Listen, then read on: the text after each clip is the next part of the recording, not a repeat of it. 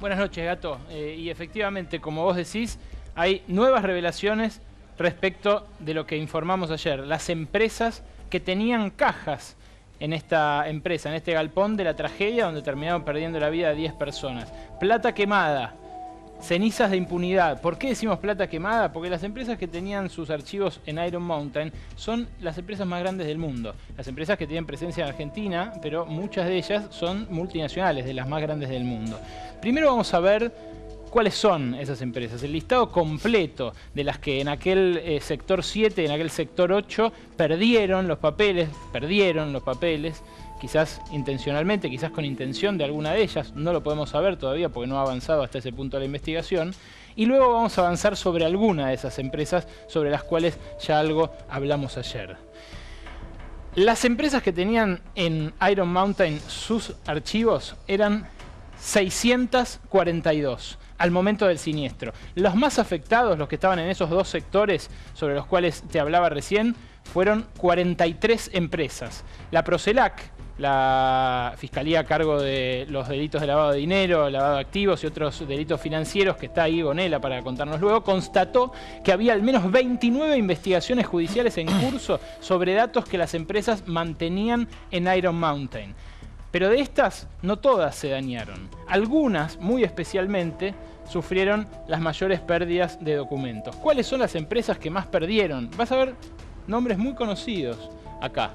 Las empresas que más perdieron son esas que ves: Edesur, Edenor, ADT Security, una de las empresas de seguridad más grandes del país, Mercado Libre, Deloitte, Mapfre, una de las aseguradoras más grandes del país, Swiss Medical y Galeno, quizás las dos de servicios de salud más grandes. Arcos Dorados, que quizás no te dice mucho, es McDonald's, sí, ni más ni menos. El Banco Santander Río. La lista sigue.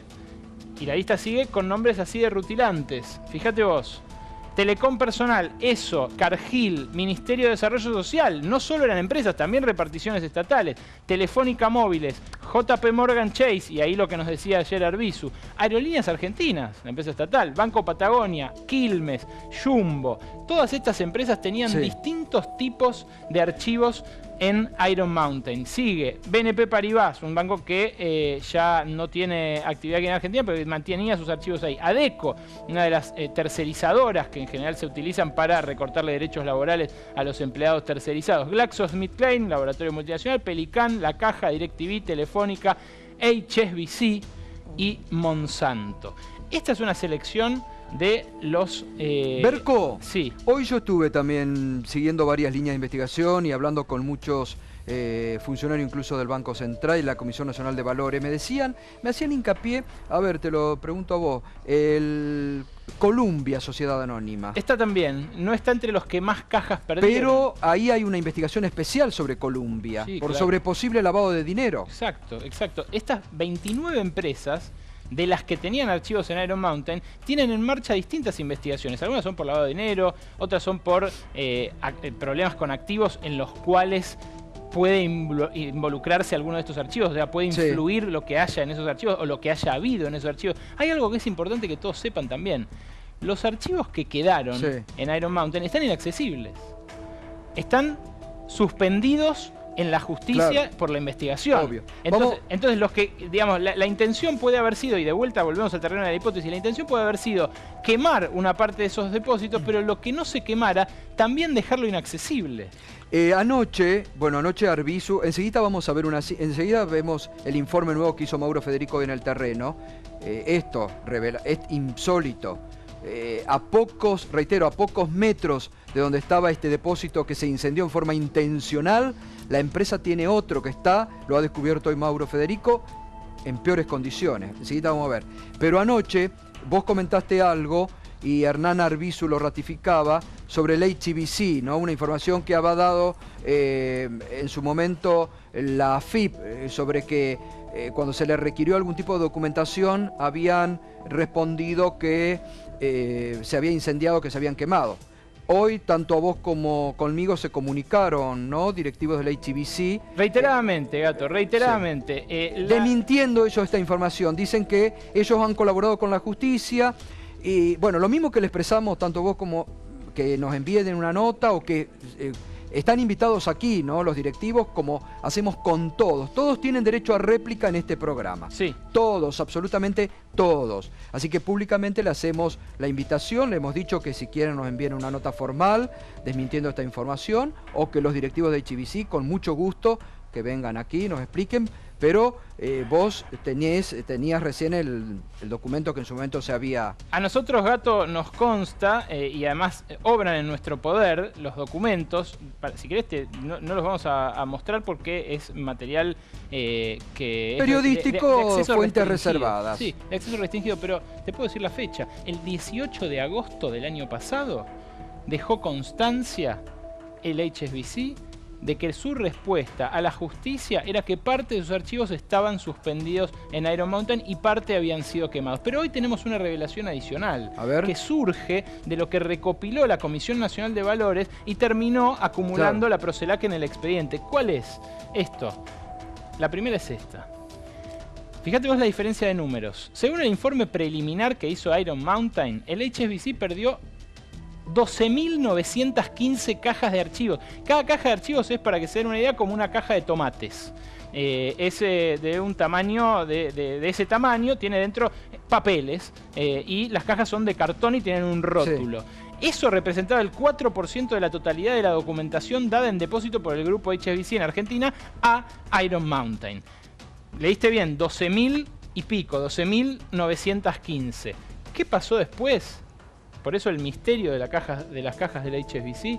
¿Qué pasó después? En el informe definitivo de la Procelac está este reporte, el reporte final de las cajas, BA053. Dice que hay un total de 26.325 cajas afectadas por el incendio, incluyendo 504 del área de operaciones de crédito. Este es el área más sensible de cualquier banco, el área de operaciones de crédito. A diferencia de otros bancos, además el HSBC informó que no tenía backup, no tenía un archivo adicional, un lugar en otro lado donde guardara eso en sus sedes o en archivos digitalizados. Marco, te puedo preguntar porque esta empresa vende, me refiero a Iron Mountain, en su página web, de manera ostensible, que tiene la digitalización absoluta de todos los documentos que están guardados en papel.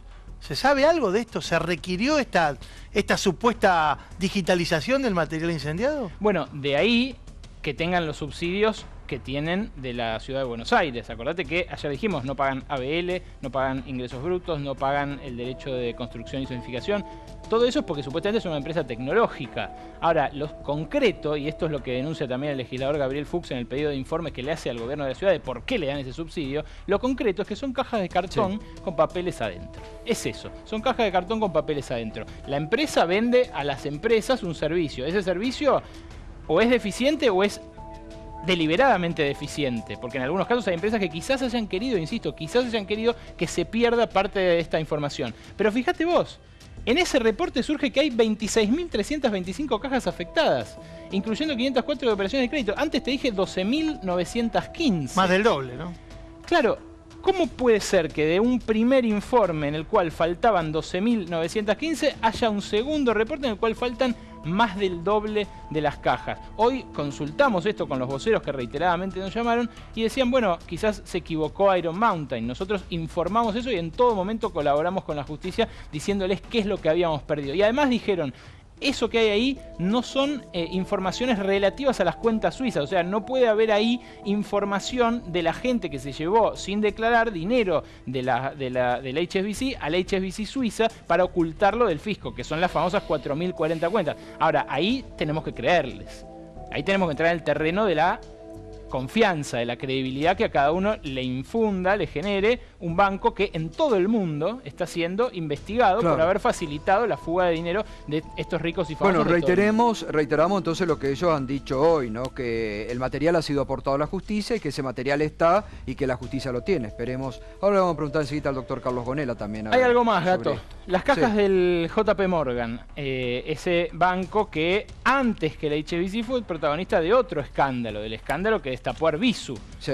La también salida de dinero de grandes ricos y famosos, entre los cuales Suiza. Sí, entre los cuales también había directivos de grandes medios y demás. Sí. De las 4.406 cajas que poseía el JP Morgan en Iron Mountain, se quemaron 4.000, casi todo. casi todo. Bueno, anoche acordaste lo que dijo Arbizu, que él sugería a las autoridades judiciales que impidan ya hoy la salida del país de los directivos, ¿no?, de estas empresas. Toda gente que gana sueldos Claro. de 6 cifras y que es... digamos, tiene una capacidad adquisitiva como para irse en el momento en el que quiera. De esas cajas, había varias que contenían, 2 que contenían los rótulos Cablevisión Prospects, Cablevisión, la empresa del grupo Clarín, que se fusionó con Multicanal, y Cablevisión, $250.000. Otras 5 tenían el rótulo Government Bonds, bonos del gobierno. 250 millones me parece que dice ahí, ¿no? 250 millones, Sí. perdón. De todas maneras es un rótulo que no sabemos qué quiere decir. Sí, claro. Sí. Eso te iba a preguntar, ¿qué significa esos rótulos? No, son rótulos que cada empresa decide. Hay otras que dicen, por ejemplo, back office, o sea, la información que hay de los clientes dentro de un banco. Hay otros que dicen personal. Las del Ministerio de Desarrollo Social, por ejemplo, Sí. son los nombres de los beneficiarios de los planes, Los planes. que también están ahí. Claro. Las de aerolíneas son datos de los pasajeros pasados que van registrándose así. Pero los bancos, lo interesante es la de los bancos. ¿Qué es lo obvio. que tienen los bancos? El HSBC dice, ahí hay solo información de los usuarios, de los clientes, no hay información de las transferencias que se pueden haber hecho a Suiza. Eso es lo que tiene que determinar la justicia Obvio. a partir de estas revelaciones. Y además, no nos olvidemos, el incendio fue intencional. ¿Qué se buscaba tapar, doctor Carlos Gonella? Buenas noches, gracias por venir. ¿Qué tal? Buenas noches. Bueno, existen estándares internacionales emanados del Grupo de Acción Financiera Internacional a través de sus famosas 40 recomendaciones, que la recomendación número 11, dirigida al sector financiero, exige la salvaguarda de la información comercial y el intercambio de información comercial que hay entre los bancos y sus clientes por un periodo de 5 años posterior a que se extingue esa relación comercial. ¿Con qué objeto? Dice el GAFI en esta recomendación 11. Justamente para que estén disponibles ante cualquier requerimiento de autoridad competente y específicamente para investigación de causa de criminalidad económica. Entonces, bueno, me parece que ahora la investigación de Procelac, cuyos datos reflejaba parcialmente Alejandro, cobra relevancia teniendo en cuenta que esta investigación nosotros la culminamos en mayo del año pasado, a poquito tiempo del incendio, que fue el 5 de febrero, y hoy aparece este dato, este elemento probatorio tan importante, que es la pericia a la cual hacía referencia, sobre el origen intencional de esta medida. Entonces, bueno, me parece que estamos ya en condiciones de empezar a profundizar la investigación con todos estos datos para esclarecer todas estas diferencias que surgen y estas explicaciones que dan las empresas que tenían documentación archivada ahí, para ver quiénes son los responsables y qué intentaban esconder. En lo que a mí respecta, a nosotros nos ha generado mucho daño en nuestras investigaciones este evento, este incendio, porque, como decía Alejandro, 29 empresas, entre las cuales hay bancos, fueron denunciadas por Procelac por lavado o estaban siendo investigadas por maniobras de criminalidad económica. Bueno, enseguida, doctor, vamos a seguir, y también con la doctora Carrera y Alejandro Godard. Mauro, vos volviste al terreno hoy y te encontraste con una sorpresa. Exactamente, en realidad no exactamente al terreno, fui a 10 cuadras, porque a partir de una denuncia que efectuó Edgardo Castro. ¿Quién es Edgardo Castro? Un inspector de la Subsecretaría de Trabajo del Gobierno de la Ciudad de Buenos Aires, que en el año 2008-2009 ya había denunciado y pedido la clausura del galpón de Iron Mountain siniestrado, y en donde perdieron la vida estos 10 servidores públicos. Bueno, este hombre viene denunciando que la empresa Iron Mountain tiene un galpón de características similares, incluso aún más grandes que el que se incendió, apenas 10 cuadras del lugar en donde se produjo la tragedia. Recorrimos ese lugar, Gato, y te vas a encontrar con una revelación realmente escalofriante. Es mucho más peligroso incluso que el lugar en donde perdieron la vida los bomberos. Vamos al informe.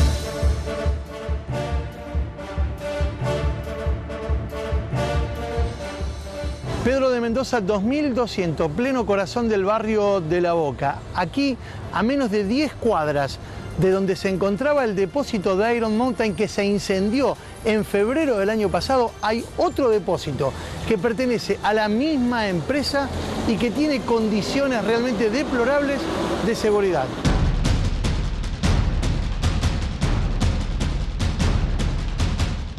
Lo que dijo el secretario de Trabajo, Ezequiel Sabor, fue que acá había falencias menores. Entre ellas no estaban señalizadas las salidas de emergencia. ¿Vos ves alguna salida de emergencia en esta planta? No hay salida de emergencia. No, no hay ninguna, hay una mentira. En estos 90 metros de paredón. Y del otro lado tampoco, y del frente tampoco. Lo cual es una mentira absoluta, o un acto de irresponsabilidad, o vaya a saber qué. Se supone que este depósito contiene materiales parecidos a los que había en el de Azara. Similares, y según lo que me dijeron los trabajadores y lo que hemos podido contestar por otra vía, esto es una construcción similar a la de Azara. Supongamos que se produce un siniestro de características similares a las que ocurrieron en Azara y esto se incendia. Llegan los bomberos.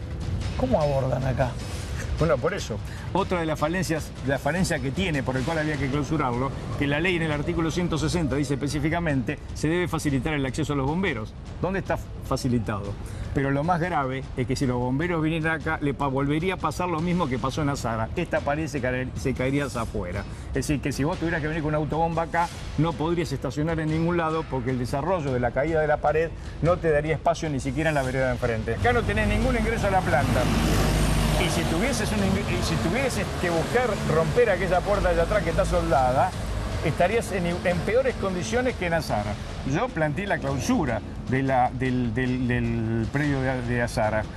Notifiqué la clausura en Azara. Y después... ¿En qué año? En el alrededor del 2008 tiene que haber sido, porque después se suscitaron una serie de acontecimientos iguales, en el cual a partir de esa situación yo empecé a fotocopiar y a documentar, por razones obvias, que te las puedo mostrar y está documentado, donde obviamente las actuaciones las desaparecieron porque dice la fiscal que yo nunca fui a hacer la inspección de Aeromonte. Eso traducido quiere decir que alguien agarró las actuaciones y las desapareció.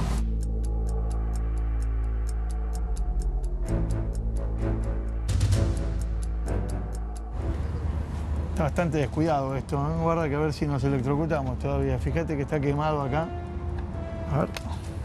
Hola. ¿Qué tal? ¿Cómo le va? ¿Qué dice? Mauro Federico de C5N del programa Minuto 1. Una consulta. ¿Este predio pertenece a la empresa Iron Mountain? Sí. Es de Iron Mountain. ¿Y acá qué guardan? Acá en el trípode. Le puedo dar información. Pero es un depósito que pertenece a Iron Mountain. Sí. ¿Hace cuánto que están acá? Yo nuevo. ¿Vos trabajás en la seguridad? Claro, sí, soy Y acá lo que tienen que es archivos. Sí. Archivan documentación. Sí. Pero me confirmás que es de Iron Mountain, eso es lo importante. Sí. Muchas gracias. Más que eso no te puedo decir. Gracias.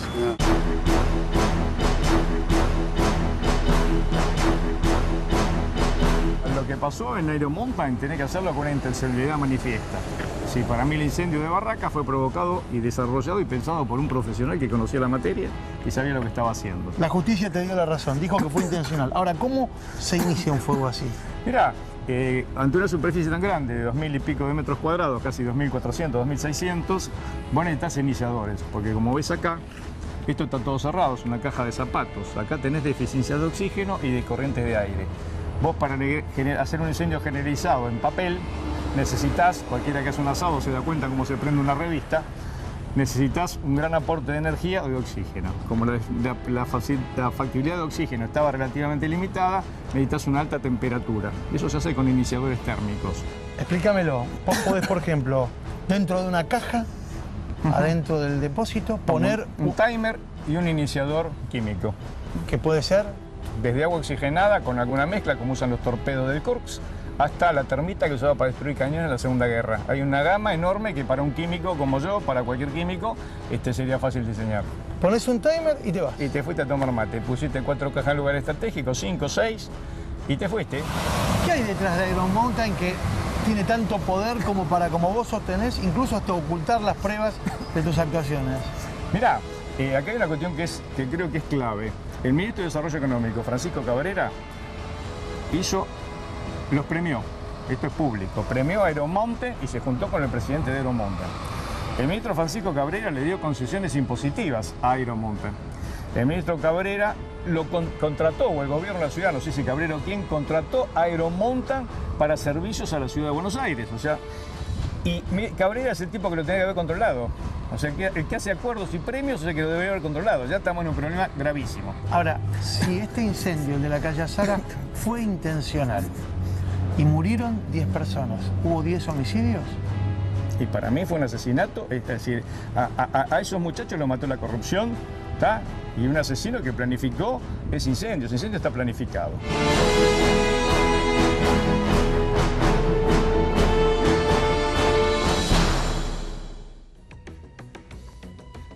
Bueno, Ignacio Castro viene a ratificar lo que venimos diciendo de anoche. Existió un plan criminal. Les importó un bledo la muerte de los servidores públicos para preservar, y no bastó. Ahora hay otro similar.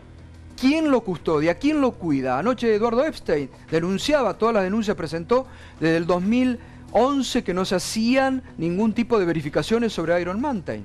Y esto, Alejandro Bodar, esto que se acaba de revelar, ¿quién lo controla? Yo creo que el ingeniero Castro, que viene denunciando desde hace años esta situación, pone el dedo en un aspecto que es la responsabilidad del gobierno de la ciudad, porque acá, y esto es importante no pasarlo por alto, acá premiaron una empresa y le dieron una serie de exenciones impositivas, todas, sin que cumpliera un requisito, que es estar habilitados los lugares donde tenían que desarrollar su tarea. Porque además, hasta polo el día tecnológico.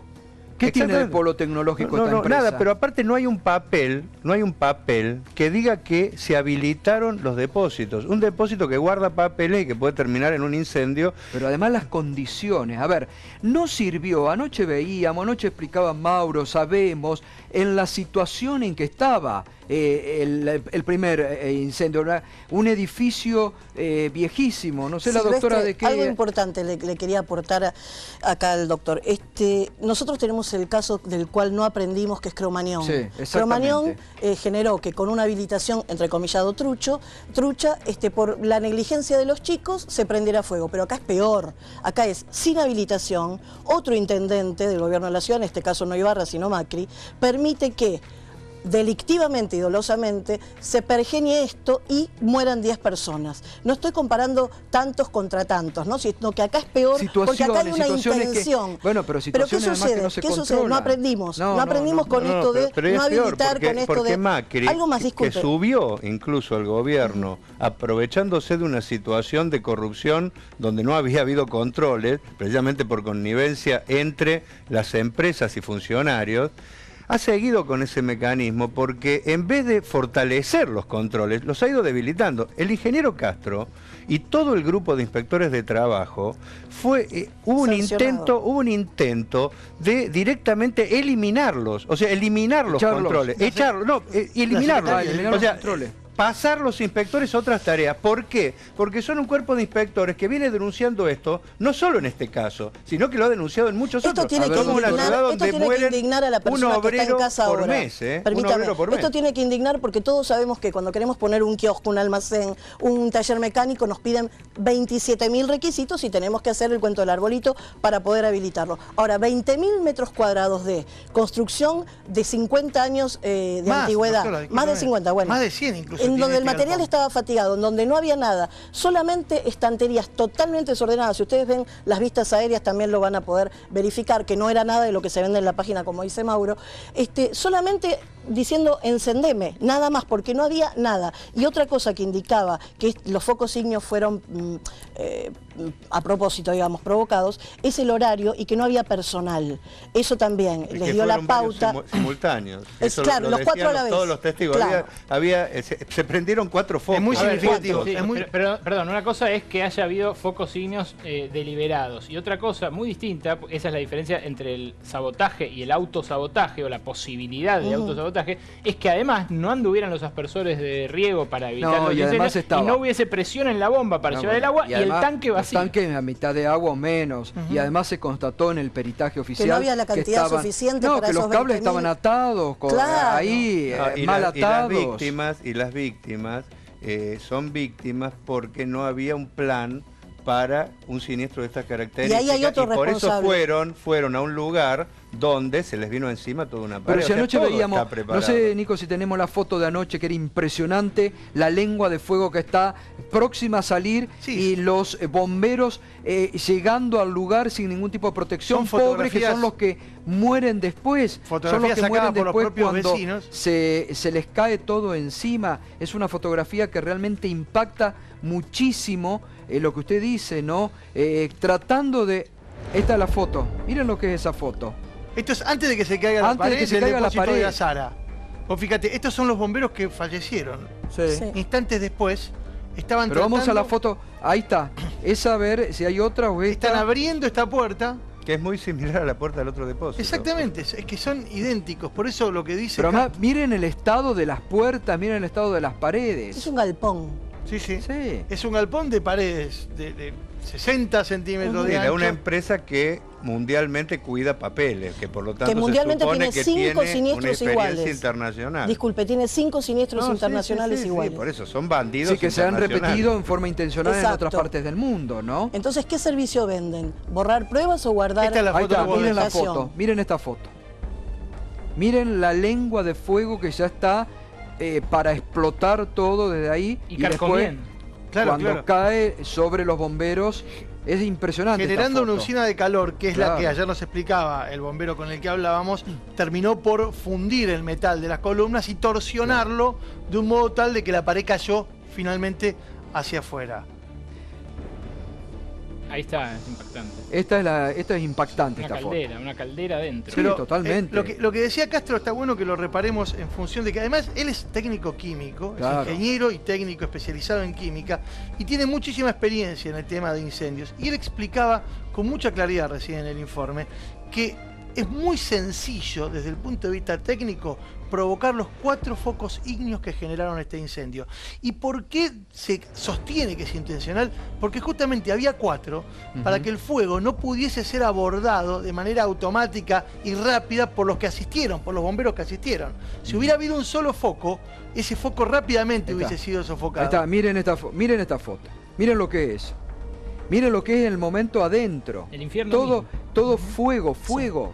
Eso es lo que devora después y hace caer y devora pobre a los bomberos que murieron, servidores públicos, ¿no? Ahora, Alejandro, ¿cuántos pedidos, cuánto hablar en la legislatura para que nadie escuche sobre este tema? No, mira, yo te digo porque hubo varios pedidos sobre el momento. Yo presenté, por ejemplo, el pedido que se conformara una comisión investigadora. ¿Por qué? Pero antes del incendio. No, pero precisamente porque lo que saltó ahí de arranque, fue la denuncia que hicieron desde la Subsecretaría de Trabajo. Al otro día tomó Estado Público la denuncia que hacían desde la Subsecretaría de que el año 2008, esto fue el año pasado, ya habían pedido la denuncia, ya habían pedido la clausura, nunca se hizo. Pero aparte el gobierno de la ciudad, por eso creo que es importante no dejarlo de lado e investigar a los funcionarios del gobierno de la ciudad. Premiaron a una empresa que no cumplía con las condiciones mínimas, siendo que la tarea de esa empresa era guardar papeles, porque si uno tiene otro rubro, hay otras normas de seguridad, pero en una empresa que guarda papeles, la habilitación tiene que ser muy precisa, precisamente porque es muy fácil de originar un siniestro. Algo que Doctora, para y mí de es ustedes, vital. de la investigación que ustedes hicieron, porque usted representó en su momento a familiares de las víctimas. No, en su momento yo le digo por qué me metí tanto en esta causa, Sí. porque tengo una documentación en un juicio que está ahí adentro. Ah. Entonces tengo que agotar que- todas las instancias para que me la entreguen y poder probar un dinero. Pero el tema es el que siguiente, está- ahora con ACBC, el banco, que es el más sospechado por el lavado de dinero y todo, casualmente, como ustedes informaran, toda la documental mayoritaria es quemada, es la de ellos. Y lo que me llama la atención, que de un simple informe yo pude constatar que al día de hoy el banco que más financia a Iron Mountain es el ACBC. Cuando teóricamente... HSBC, perdón, porque hay otro banco que... No, el chino no, Claro, hay un banco chino y otro que es inglés. HSBC. Exacto. Entonces lo que quiero decir es, acá hay algún tipo de connivencia o por lo menos una presunción grave que van a tener que probar en contrario de por qué siguen financiando a esta empresa que les quemó todo. Yo le quiero preguntar a Gonela, Sí, eso. ¿qué pasos siguen para que esto se convierta en una investigación penal? Porque estamos hablando de la investigación de muerte de 10 personas. La fiscal de instrucción que la tiene ahora cuenta con el informe de ustedes, 70 páginas, con la trama financiera. ¿Ahora qué pasa? Ese proceso penal que lleva adelante la fiscal Marcela Sánchez es el marco procesal donde se deben ventilar e investigar todas estas cuestiones, porque ahora tenemos el dato ya fundado a través de una pericia de que esto fue intencional. De que Tenemos fue que ver intencional, claro. quiénes son los responsables de esto y qué intentaban ocultar. Y entonces aparecen a cobrar relevancia todos estos indicios acerca de la información sensible que fue destruida, acerca de las condiciones de seguridad, acerca de la responsabilidad política también del gobierno local, porque más que investigar en los beneficios impositivos se debería investigar la falta de controles adecuados, ¿no es cierto? Porque justamente también, recordemos, y eso lo he mencionado, le ha costado el cargo a Ibarra. Entonces me parece que hay un montón de circunstancias que deben ser abordadas en este proceso penal para tratar de esclarecerlas. Ahora, en lo que extremadamente ustedes, grave. Doctor, en lo que usted... Ojo con la fiscal decía... Sánchez, porque la fiscal Sánchez ya ha cometido para mí un acto muy grave. No ha citado todavía como testigo a los inspectores de la Subsecretaría de Trabajo. Y no solo eso, sino que ha salido a declarar contra lo que están diciendo los inspectores, en un acto que para mí ya muestra una intencionalidad, ¿no? Recordemos... ¿Cómo es esto? A ver, ¿cómo es esto? A ver, si querés explicarlo, pero yo te cuento lo que me contaba hoy Castro. Es decir, Marcela Sánchez, que es la fiscal que intervino y que lleva adelante la investigación, trató virtualmente de mentiroso al perito que acabamos de escuchar su testimonio, porque dice que cuando requirió al gobierno de la ciudad la existencia de las actas en donde Castro pedía la clausura del depósito de Iron Mountain, el gobierno de la ciudad le dijo que no existía esa acta. O sea, digamos, le requirieron al lobo sobre la salud, el estado de salud de las ovejas. Y es más, por ejemplo, si al gobierno de la ciudad se le va y se le dice, dame el acta donde se habilitó, va a decir que no las tiene y que no sabe qué pasó. O sea, el gobierno de la ciudad prácticamente no sabe nada. Pero la fiscal, en vez de citar como testigos y en base a lo que recabe como información, tomar una determinación, no, ya sin citarlos está actuando a favor del gobierno. Yo recuerdo una cosa, cuando esa fiscal fue nombrada a pedido del actual presidente de Boca, Angelis, y tiene una relación directa con él, que es gente ligada al gobierno de la ciudad. Por eso yo creo que este es un tema gravísimo, gravísimo porque murieron 10 personas, porque es evidente que hay una empresa internacional que es una banda de mafiosos, porque hace esto en todo el mundo, porque hay empresarios que evidentemente pidieron que se quemen estos papeles, pero hay un gobierno de la ciudad que nunca tendría que haber autorizado que esa empresa esté y que encima, pese a saber todo esto, está encubriendo. Permitime dudar. Y el ministro Cabrera en particular. Sí, hay algo que nosotros me parece tenemos que aclarar en términos periodísticos. Nosotros ayer mencionamos al ministro Francisco Cabrera, contamos además que antes de ser ministro de Mauricio Macri fue directivo del HSBC. Y hay fotos que lo retratan miles de veces, en miles de oportunidades con, por ejemplo, Emilio Cárdenas, un reputado embajador que luego fue también directivo del HSBC. Ahora, nosotros invitamos al gobierno de la ciudad, invitamos al macrismo, como a todos, a hablar de esto. Hoy específicamente los voceros habituales del PRO y del gobierno de la ciudad que vienen a discutir de otras cosas, pero sobre esto no querían nada. No hay un titular de diario que cubra esta noticia. Pero digámoslo incluso con nombre y apellido, Berco, porque me parece importante. Un legislador del partido que gobierna la ciudad de Buenos Aires, que habitualmente suele venir aquí, Daniel Lipovetsky, además es autor de un proyecto en la legislatura del año 2012 en donde pedía que existieran más controles sobre las construcciones y la prevención de los incendios en las construcciones. Una persona altamente capacitada y adecuada para opinar. Hoy no quiso venir. Bueno, vamos a ver si la semana que viene comprometido viene. Ahora, volvemos, doctor Carlos Gonella. Usted decía al principio que ustedes también se han visto perjudicados en las investigaciones por material que se quemó acá. Efectivamente, nuestra mayor preocupación, nuestro principal objetivo cuando empezamos esta investigación fue justamente tener un panorama claro acerca de qué bancos, qué empresas que hubiesen sido denunciadas por lavado y otros delitos económicos por la Procelac o que estaban siendo en materia de investigación tenían documentación guardada allí. El Columbia, por ejemplo, ustedes lo están investigando. Nosotros no estamos investigando en ese banco en alguna maniobra.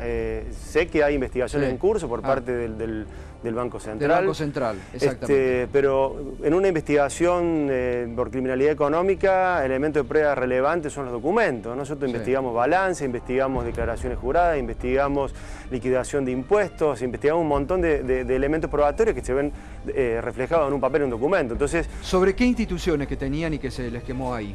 Y bueno, han sido mencionados en la lista que publicó recién Alejandro. Principalmente, la segunda empresa que más documentación perdió en el depósito 7 y 8 fue el HSBC, con un volumen casi cercano a los 26.000 cajas.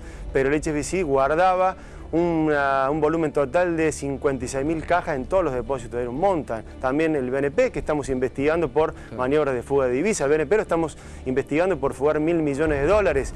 En los próximos meses vamos a indagar a los altos ejecutivos franceses responsables de esa maniobra en la ciudad de Francia. Hay muchos bancos que participaron, que están siendo investigados por maniobras de criminalidad económica, que tenían documentación ahí y hay que investigar. Bueno, empezar a atar todos estos indicios para empezar a tener un panorama claro sobre los móviles, esto, ¿no? Si se corrobora esto sería extremadamente grave. Ya es grave por las consecuencias. Es un escándalo. 10 personas muertas, 10 familias destruidas, el hecho intencional, y si esto fue motivado para ocultar pruebas de manera de criminalidad económica, me parece que ya estaríamos hablando de un nivel de perversidad. Y aparte, la historia circular, perdón por interrumpir, favor. Sin habilitación, intendente municipal, otra vez la connivencia, y yo digo una mueca del destino, ¿no? Que cada habilitación municipal, desde un local chiquito hasta uno grande, la tiene que firmar un cuartel de bomberos. Yo digo, qué lástima en este caso que se pasaron esos controles y perecieron los bomberos, ¿no?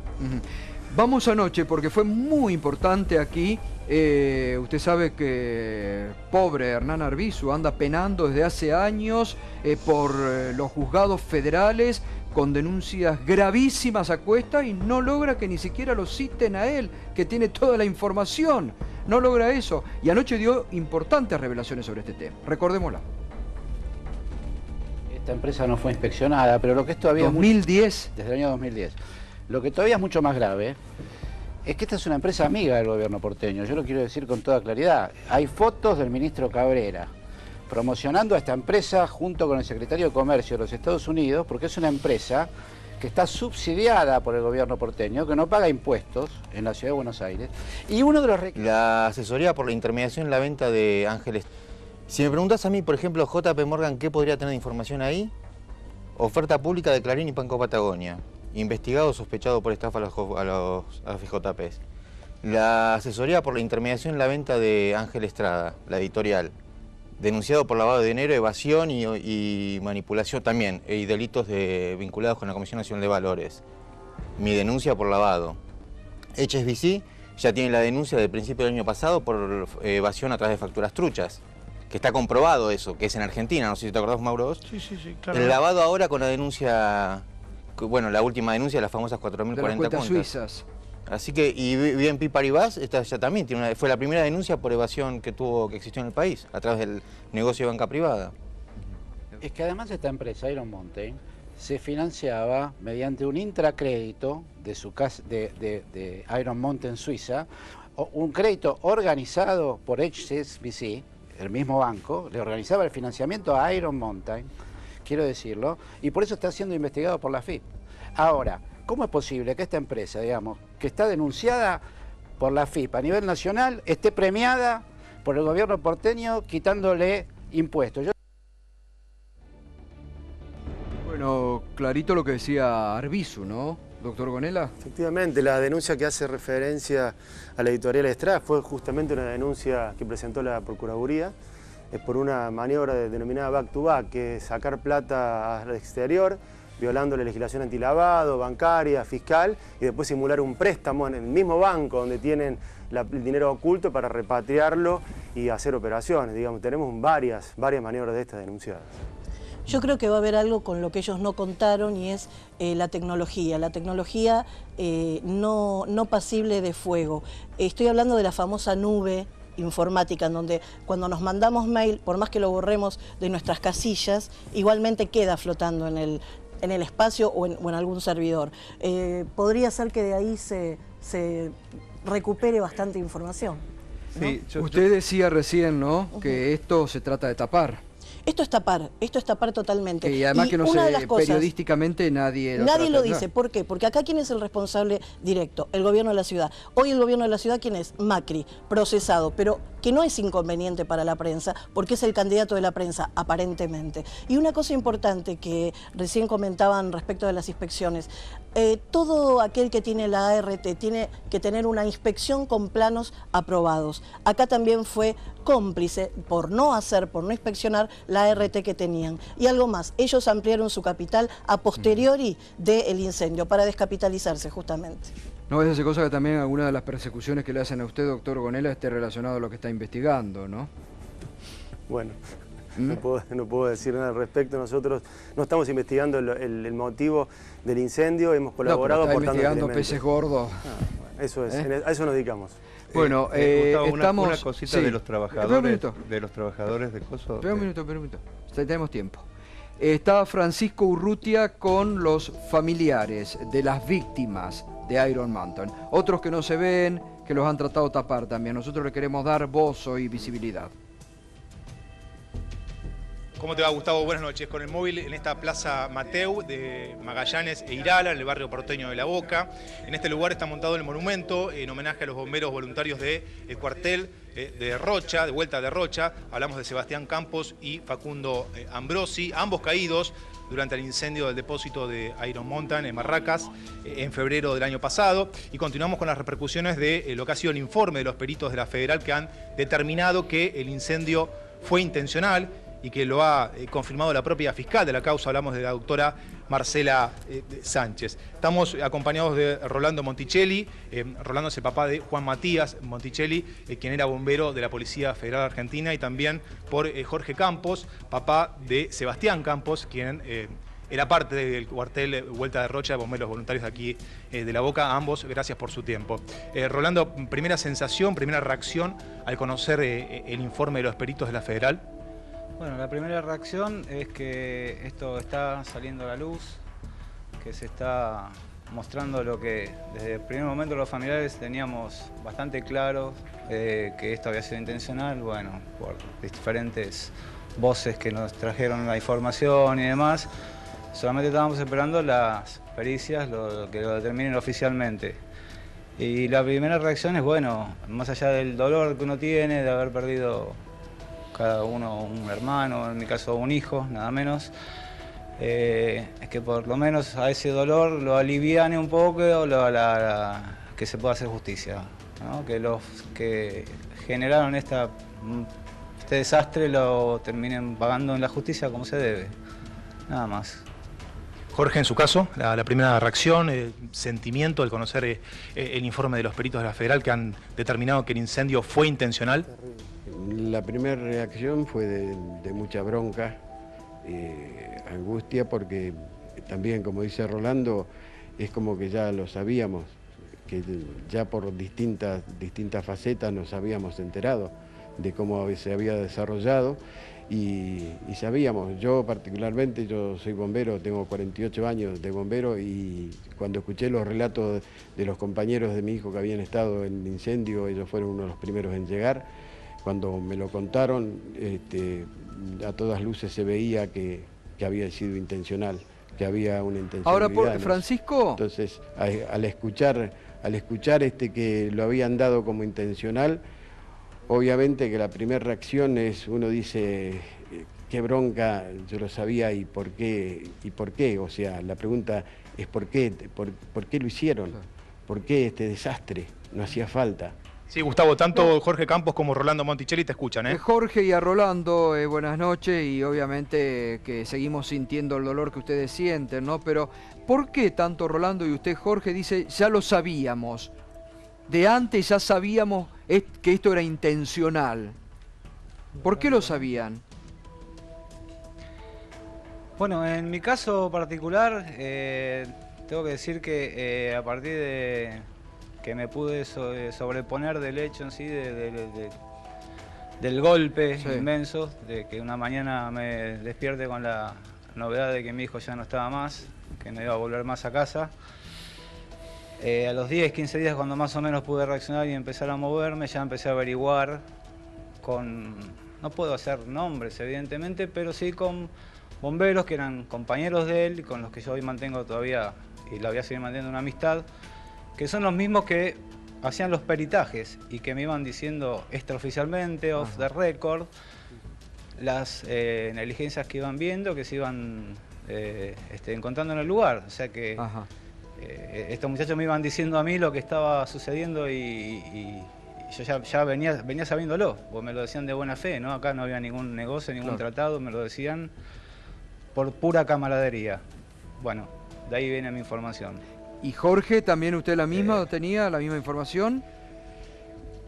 Sí, yo a través de los muchachos que habían ido en ese momento, después de 3 semanas de sucedido el accidente, yo conversé con estaba conversando con uno de los que había ido y yo le pregunté que me relatara cuál había sido ese momento. Él estaba muy angustiado por ser compañero de mi hijo, estaba muy angustiado. Y él me contó de la forma que estaba el siniestro cuando ellos llegaron. Entonces tomé, o sea, en ese momento tomé dimensión de que había sido, a todas luces, había sido intencional. Ahora, Jorge, Rolando, la vida de los hijos de ustedes, el dolor que todavía se les nota al hablar y en las expresiones, la vida nadie se las va a devolver. Pero digo, a pesar de, a partir de esto que se confirma que es intencional, ¿ustedes cómo van a accionar? ¿Contra quién van a accionar? ¿El pedido de justicia? ¿Qué es lo que van a hacer ustedes ahora? Bueno, esto es como que cambia un poco el ángulo de las cuestiones. La realidad es que nosotros, yo particularmente, y creo que Rolando igual, es que queremos que realmente pague el que tenga que pagar, el que tenga responsabilidad en esto, que lo pague, que sepa que no lo puede hacer, que sepa que la justicia le va a llegar, y lo que estamos pidiendo realmente es justicia, que no tendríamos que pedirla, no tendríamos que estar en estos medios pidiendo de justicia, cuando realmente ellos tendrían que haber actuado muchísimo más rápido, y si hubieran actuado antes de que sucediera, esto tal vez no hubiera sucedido, y ese depósito, en vez de llevar dentro papeles, hubiera llevado agua mineral, y no papeles, no la carga de fuego que esto tenía, que sabían ellos mismos que si en algún momento se prendía, por más que hubiesen actuado los aspersores, por más que las cisternas no hubiesen estado vacías al momento del incendio, lo mismo iba a suceder. Jorge. Entonces, sí. No, le quería preguntar si más allá del pálido, frío comunicado que dio a conocer la empresa Iron Mountain, ¿alguien de la compañía se comunicó con ustedes en algún momento? Si ustedes tuvieron contacto con ellos. No, jamás. Jamás. ¿Nunca tuvieron un gesto ni siquiera de acercarse personalmente a decirle, darle las condolencias, a decirles necesitan algo, darles una mano en algo? Yo en una oportunidad hablé con uno de los muchachos que trabajaba para Iron Mountain como bombero, y él me comentó que había uno de los gerentes que quería acercarse pero que tenía miedo. No sé de qué va a tener miedo, obviamente que nosotros no tenemos intención de hacerle mal a nadie. Si hicieron algo, si ellos son responsables de esto, que lo paguen donde lo tengan que pagar, que es la justicia la que se tiene que hacer cargo. ¿Ustedes son querellantes en la causa? ¿Tienen abogados? ¿Se han presentado? Sí. Bueno, en mi caso firmamos todos los familiares de los bomberos que son de la Federal en la división legales de la Policía Federal. Hay un asunto que es asuntos legales, donde hay 3 abogados encargados de la querella. Claro. De lo penal, de lo que refiere a lo penal, ¿no? Sí, a lo penal, a lo penal. Civil. Penal, Jorge, claro, Jorge, Rolando, lo que también se discute acá son intereses económicos muy fuertes. Y ustedes sabrán que algunas de estas 642 empresas, o más bien de las 43 que tenían documentos ahí en el sector 7 y en el sector 8, están arreglando con Iron Mountain. O sea, son empresas que le podrían accionar contra la compañía por la guardia de los archivos y que están llegando a acuerdos civiles para justamente desligarse de la cuestión. Ustedes, en este aspecto, ¿cómo lo leen? ¿Qué ven en esta danza de millones que se está produciendo enfrente de sus narices? Bueno, la verdad que yo de esto me estoy enterando ahora, lo que usted dice. Realmente no sé, nosotros igual nos hemos presentado como querellantes. Nosotros personalmente tenemos un abogado particular que es amigo nuestro y se encarga de nuestra causa, ¿verdad? La verdad que no sé hasta el momento cómo el abogado nuestro dirá de qué manera accionar. Realmente la acción que se debe tomar no lo tengo muy en claro todavía. Jorge, lo que seguramente usted sí tiene en claro por sus 48 años de bombero, por su trabajo allí en la Vuelta de Rocha, los bomberos de Vuelta de Rocha, es que Iron Mountain tiene, tal vez usted no lo sabía, un depósito de características similares ahí a pocos metros de donde ustedes tienen el cuartel de bomberos, sobre Pedro de Mendoza al 2100. ¿Sabía este dato y sabía que ese lugar tiene condiciones de seguridad tan deplorables o más que el depósito de Azara? Mira, yo la verdad que sí lo sabía, lo hemos visto al depósito, sabemos que existe también otro en Parque Patricios, atrás de la cancha de Huracán. No sé las condiciones que tiene edilicias dentro ese de Parque Patricios. El de Pedro de Mendoza sí lo sabía, y sabíamos también de los años. Las construcciones son de 1882, así que sabemos cuál es el peligro latente que tienen todas esas barracas. Lo que pasa que ahí eran todos talleres como de navegación. No estaban preparados para eso, eran todos talleres mecánicos. Y nunca fueron depósitos inclusive de papeles. Ahora se están haciendo, hay un montón de depósitos donde acamalan mercadería, que nunca sabemos a qué vamos, si en algún momento eso llega a tener un siniestro. No tenemos conocimiento de lo que se almacena. Estamos hablando de un edificio que tiene más de 125, 130 años y que, como usted, incluso ayer en el informe que hicimos, recorriendo el lugar en donde se produjo la tragedia, usted mostraba las columnas mismas no están preparadas para sostener la torsión de ese material en caso de incendio. No, pero si ustedes vieron los videos, la violencia que tenía el fuego, la violencia que tenía el siniestro, derretía las columnas que eran de acero como si fueran papel. Entonces, al no tener columnas de material, tener columnas de acero y estar separada a 15, 20 centímetros de la pared, obviamente que iba a suceder. Sucedía. Lo que sucede que nosotros, lo que pasó es que ninguno sabía de nosotros, de los que actuaron y de los que después vimos, de que sucedía, o sea, cuáles eran las columnas que estaban. Y nadie de la empresa... Eran de acero. Nadie de la empresa informó en el momento tampoco el riesgo que se corría. Nadie. No, totalmente, nadie. Y además un hecho criminal realmente, un hecho criminal porque las condiciones no estaban, faltaban los matafuegos, el agua por la mitad, realmente un hecho criminal, ¿no? Sí, mira, yo quería justamente, ¿no? Respecto a eso. Yo trabajo en el Estado, en un ministerio, y tenemos un depósito de documentación, un archivo que no debe tener una capacidad que no llega al 15% de los papeles que se almacenaba ahí. Y hay las 24 horas de guardia, 2 bomberos adicionales, que hay una legislación vigente que donde se archiva cierta cantidad de papeles a partir de cierto peso, cierta masa, tenés que tener 1 o 2 bomberos adicionales, que donde se inicia un foco ígneo empiezan a apagar, o sea, empiezan a tomar las primeras medidas. Entonces, cuando llega la autobomba, evidentemente eso no está colapsado como en este caso. Esta gente no tenía los bomberos adicionales. Es una cosa muy sugestiva. No los tenía, los habían despedido, los habían dado de, no sé, prescindibles. Teóricamente, porque no tenían presupuesto para pagar.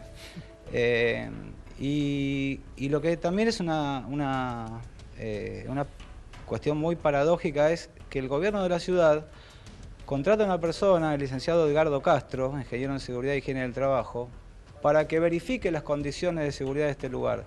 Este hombre va, las verifica, hace un informe en el cual dice que tiene que eso cerrarse inmediatamente, que no puede funcionar así, y el gobierno de la ciudad lo vuelve a habilitar, no una vez, sino 2. 2 veces es clausurado y 2 veces es reabierto.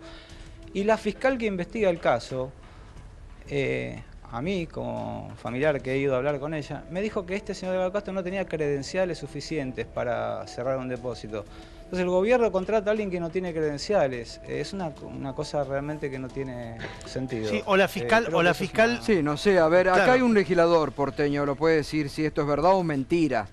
No, es completamente mentira. Lo que es lamentable es que haya una fiscal que en vez de actuar para saber qué es lo que pasó, parece que trabajara para el gobierno para cubrirlo, porque lo primero que tendría que hacer es llamar como testigo a este inspector, que yo doy fe, porque lo conozco de hace muchos años, que permanentemente trabaja para que lo que no está en condiciones sea clausurado, que es lo que debe ser. Ahora, acá parece que el reino al revés. Los trabajadores que Claro, hacen su trabajo, ¿no es cierto?, en vez de ser apoyados por el gobierno, son estigmatizados.